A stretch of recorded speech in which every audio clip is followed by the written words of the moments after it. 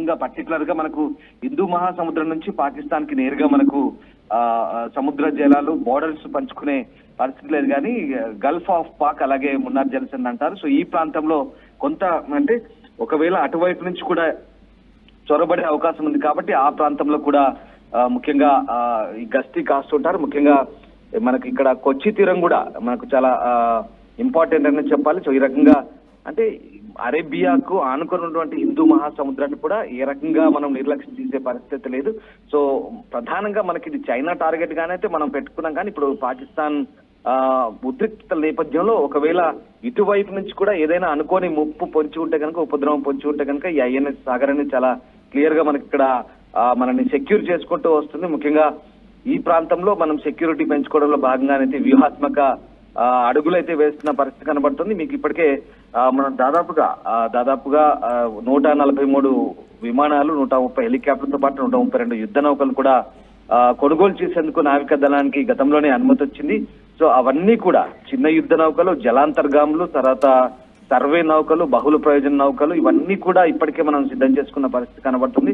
So ఆ రకంగా మనం ఇంకా 2035 నాటికి కూడా కనీసం 170 యుద్ధ నౌకలను నావికా దళంలో చేర్చుకోవడానికి ఒక వ్యూహాత్మకంగా మనం అడుగులు వేస్తున్నాం. సో ఇవన్నీ కూడా హిందూ మహాసముద్ర ప్రాంతంలో మన పరిధిని పెంచే, అంటే ఈ కాలంలో యుద్ధ విమానాలు, హెలికాప్టర్లు, డ్రోన్ల సంఖ్య కూడా పెంచే దృష్టి పెట్టాం. సో ఆ రకంగా సరిహద్దును కాపాడుకోవడానికి ఇండియన్ ఓషన్ లో కూడా మనం ఇప్పుడు అన్ని రకాలుగా అడుగు వేస్తున్నాం. ఈ పరిస్థితుల్లోనే ప్రస్తుతం వాణిజ్యానికి ఉపయోగించేటువంటి హిందూ మహాసముద్ర ప్రాంతంలో ఒకవేళ మన దేశ భద్రతకు సంబంధించి కూడా ముఖ్యంగా మనకి ఇక్కడ భారత్ కు ఆగ్నేయంగా శ్రీలంక నుంచి పాక్ జలసంధి ఉంది, గల్ఫ్ ఆఫ్ మన్నార్ ఉంది, అలాగే లక్షద్వీపుల నుంచి మాల్దీవ్స్ ఉంటాయి, మయన్మార్ ఉంది, థాయిలాండ్ నుండి ఇండోనేషియాతో పాటు అండమాన్ నికోబార్ దీవులు కూడా ఈ సరిహద్దు పంచుకుంటాయి. సో ఆ రకంగా ఓవరాల్ గా మనకి ఈ ప్రాంతం నుంచి ఎక్కడి నుంచి ముప్పు పొంచి ఉన్నా కేవలం సాంస్కృతిక వాణిజ్య ప్రాంతమే కాదు, ఇది అన్ని రకాలుగా ఉత్తరార్ధగోళంలోని హిందూ మహాసముద్రానికి భారత్ ఇక్కడ కింద శిఖర స్థానంలో ఉంటుంది కాబట్టి సో దేశానికి తూర్పు పశ్చిమ తీరాల్లో అనేక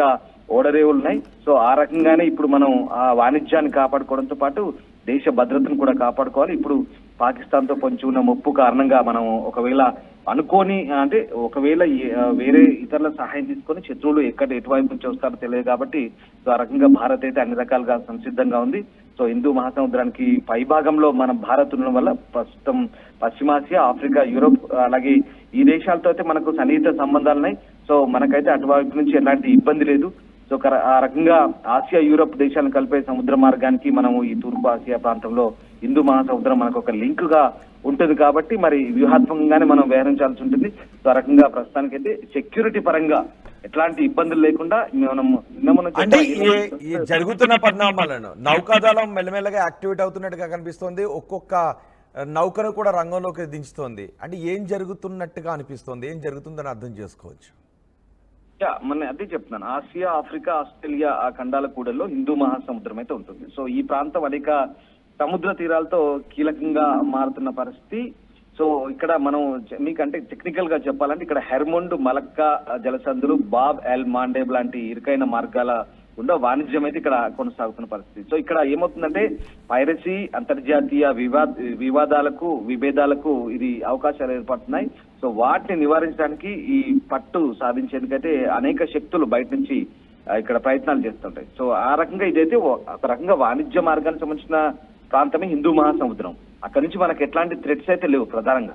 కానీ ఒకవేళ ఇప్పుడు మనకున్న మీరు అడుగుతున్న ప్రశ్నకి సమాధానంగా పాకిస్తాన్ వైపు నుంచి ఏదైనా ముప్పు పొంచి ఉందా అనడానికి హిందూ మహాసముద్ర మార్గం అయితే ప్రస్తుతం ఇది ఏ రకమైనటువంటి ఇబ్బందికరమైన పరిస్థితి కాదు. కానీ అరేబియా సముద్రం వైపు నుంచే మనకు సముద్ర జలాలు బోర్డర్స్ పంచుకునే పరిస్థితి లేదు, కానీ గల్ఫ్ ఆఫ్ పాక్ అలాగే మున్నార్ జలసంధి అంటారు. సో ఈ ప్రాంతంలో కొంత అంటే ఒకవేళ అటువైపు నుంచి కూడా చొరబడే అవకాశం ఉంది కాబట్టి ఆ ప్రాంతంలో కూడా ముఖ్యంగా ఈ గస్తీ కాస్తుంటారు. ముఖ్యంగా మనకి ఇక్కడ కొచ్చి తీరం కూడా మనకు చాలా ఇంపార్టెంట్ అని చెప్పాలి. సో ఈ రకంగా అంటే అరేబియాకు ఆనుకున్నటువంటి హిందూ మహాసముద్రాన్ని కూడా ఏ రకంగా మనం నిర్లక్ష్యం చేసే పరిస్థితి లేదు. సో ప్రధానంగా మనకి ఇది చైనా టార్గెట్ గానైతే మనం పెట్టుకున్నాం, కానీ ఇప్పుడు పాకిస్తాన్ ఉద్రిక్తత నేపథ్యంలో ఒకవేళ ఇటువైపు నుంచి కూడా ఏదైనా అనుకోని ముప్పు పొంచి ఉంటే కనుక, ఉపద్రవం పొంచి ఉంటే కనుక ఈ ఐఎన్ఎస్ సాగర్ అనేది చాలా క్లియర్ గా మనకి ఇక్కడ మనల్ని సెక్యూర్ చేసుకుంటూ వస్తుంది. ముఖ్యంగా ఈ ప్రాంతంలో మనం సెక్యూరిటీ పెంచుకోవడంలో భాగంగానైతే వ్యూహాత్మక అడుగులు అయితే వేస్తున్న పరిస్థితి కనబడుతుంది. మీకు ఇప్పటికే మనం దాదాపుగా 143 విమానాలు, 130 హెలికాప్టర్లతో పాటు 132 యుద్ధ నౌకలు కూడా కొనుగోలు చేసేందుకు నావికా దళానికి గతంలోనే అనుమతి వచ్చింది. సో అవన్నీ కూడా చిన్న యుద్ధ నౌకలు, జలాంతర్గాములు, తర్వాత సర్వే నౌకలు, బహుళ ప్రయోజన నౌకలు, ఇవన్నీ కూడా ఇప్పటికే మనం సిద్ధం చేసుకున్న పరిస్థితి కనబడుతుంది.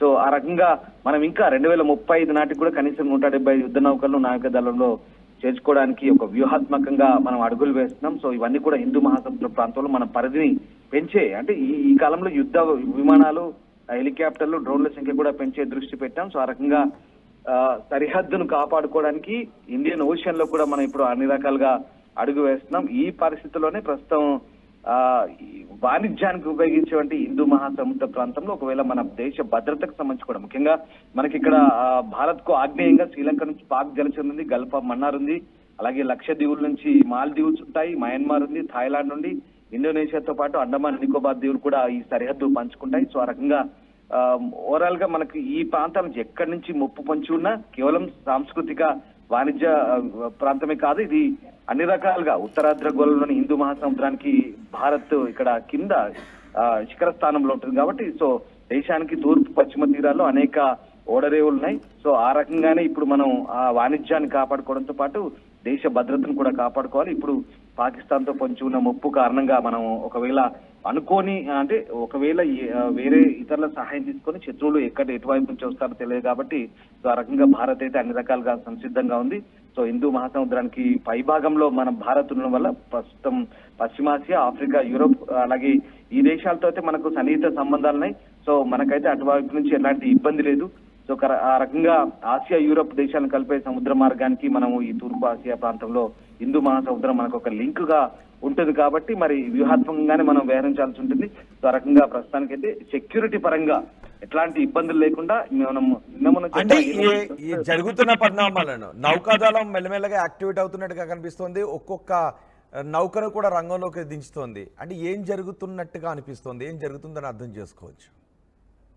మన అదే చెప్తున్నాను, ఆసియా, ఆఫ్రికా, ఆస్ట్రేలియా ఆ ఖండాల కూడల్లో హిందూ మహాసముద్రం అయితే ఉంటుంది. సో ఈ ప్రాంతం అనేక సముద్ర తీరాలతో కీలకంగా మారుతున్న పరిస్థితి. సో ఇక్కడ మనం మీకంటే టెక్నికల్ గా చెప్పాలంటే ఇక్కడ హెర్మొండ్, మలక్కా జలసంధులు, బాబ్ ఎల్ మాండేబ్ లాంటి ఇరుకైన మార్గాల గుండా వాణిజ్యం అయితే ఇక్కడ కొనసాగుతున్న పరిస్థితి. సో ఇక్కడ ఏమవుతుందంటే పైరసీ, అంతర్జాతీయ విభేదాలకు ఇది అవకాశాలు ఏర్పడుతున్నాయి. సో వాటిని నివారించడానికి ఈ పట్టు సాధించేందుకైతే అనేక శక్తులు బయట నుంచి ఇక్కడ ప్రయత్నాలు చేస్తుంటాయి. సో ఆ రకంగా ఇదైతే ఒక రకంగా వాణిజ్య మార్గానికి సంబంధించిన ప్రాంతమే హిందూ మహాసముద్రం. అక్కడి నుంచి మనకు ఎట్లాంటి థ్రెట్స్ అయితే లేవు ప్రధానంగా.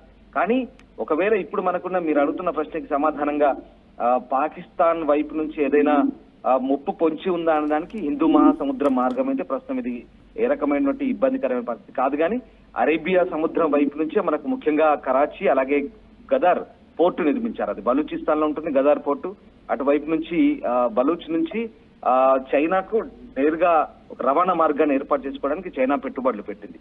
బట్ ఒకవేళ మనకి ఇక్కడ ఏదైనా చైనా సహాయం తీసుకొని అటువైపు నుంచి ఏమైనా మోహరించే పరిస్థితులు ఉన్నాయి. కానీ ఇప్పుడున్న పరిస్థితిలో చైనా పాకిస్తాన్ సహకరిస్తున్నా లేదనేది చాలా పెద్ద ప్రశ్నార్థకం.